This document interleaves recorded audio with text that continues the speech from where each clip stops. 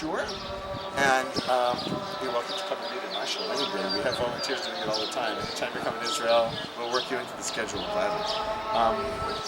But it's usually, the child is done in, the parents are back with the, beaming and so on. But your parents have, I suspect, not only in this aspect of life, decided to show you what their real values are by living them in front of you and not merely preaching them. And that's a message that when you become parents, I think you probably won't need to recall it consciously. It'll be your model of how parents do what they do. They live a certain way and they explain to you why, and they do it along with you. One of the strengths of the Israeli army has been that officers are taught that you model for your soldiers what you're supposed to do. And when my kids went through the army, they had, at age 18, they had huge, tremendous admiration for that 19 and 20 and 21-year-olds who were their immediate supervisors, their commanding officers, because they could go and do all the things that they were teaching their recruits to do and do it better than the 18-year-old recruits. I think your parents have that approach to parenting too. We're not really going to sit back and tell you. We're going to show you, right? At an advanced age, not my advanced age, but an advanced age, devoting themselves to study, by choosing careers that, are in service to humanity. You probably have figured out from your grandfather and your mom that family practitioners, they're not surgeons. They're not like the, right? They're not the high profile, especially high income end of medicine. Your mom chose her profession, your dad chose his teaching profession. I suspect because they wanted to do something that gave them satisfaction and enabled you to live well enough, but they didn't go for the things that were going to make them, with their considerable skills, the things that were immediately going to make them most money. So your parents have done this in every aspect of life. Decided that act out their values, and maybe you'll get the message better that way than if they merely said that.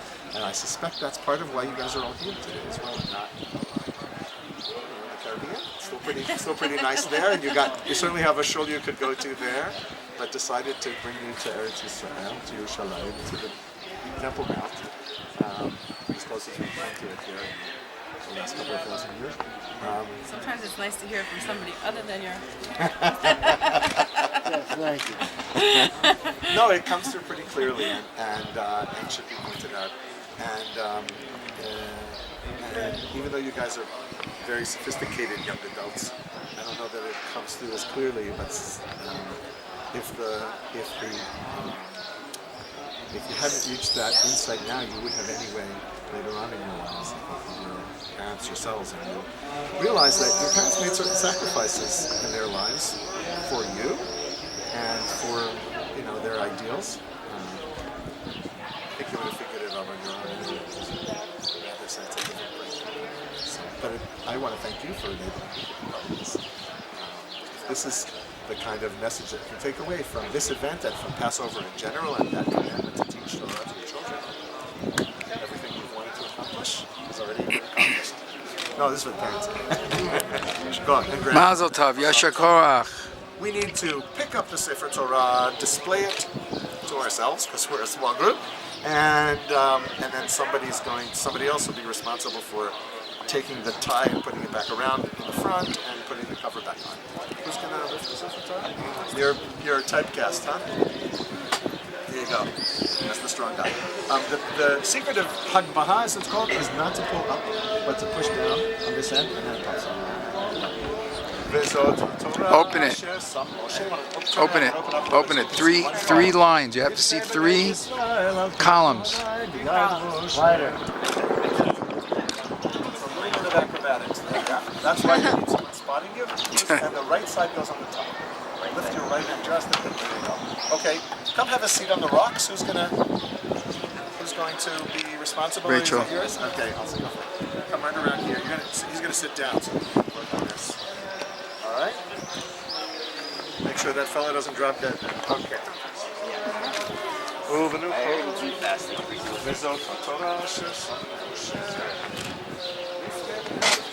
This is the thing that girls not better than boys, because you're used to putting certain clothing on from the top. Boys never do this.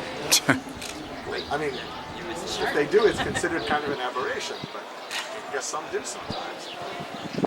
Usually in Western society, guys don't have their clothes up all the time. Okay, we want to set it down on the table.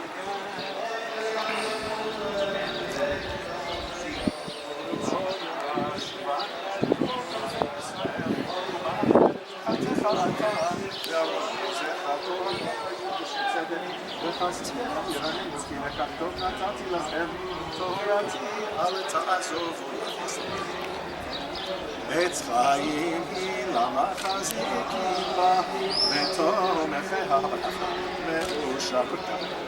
ואחיה תרחינו עד נתיבותיה שלום. השיבנו אדוני אליך, ונשובה חדש. Kadesh Amenu, Kadesh Amenu. Amen. Okay, yes. Okay. Let's conclude with Alina. Stop.